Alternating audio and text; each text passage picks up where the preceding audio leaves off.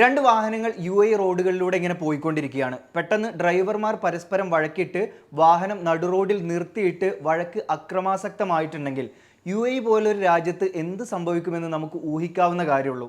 ഇത്തരത്തിലൊരു സംഭവം കഴിഞ്ഞ ദിവസം ഷാർജയിൽ സംഭവിച്ചിരിക്കുകയാണ്. ഷാർജയിലെ നടു റോഡിൽ വാഹനം നിർത്തിയിട്ട് ഇത്തരത്തിൽ വഴക്കുണ്ടാക്കിയ രണ്ട് അറബ് പൗരന്മാർക്കെതിരെ ഷാർജ പോലീസ് കർശനമായിട്ടുള്ള നിയമ നടപടി സ്വീകരിച്ചിരിക്കുകയാണ്. വാക്കാലുള്ള ഒരു വഴക്ക് മാത്രമല്ല, ശാരീരിക ആക്രമണം കൂടി നടന്നതുകൊണ്ട് തന്നെ ഷാർജ പോലീസ് രണ്ടുപേരെയും പബ്ലിക് പ്രോസിക്യൂഷന് റെഫർ ചെയ്യുകയും ചെയ്തിട്ടുണ്ട്.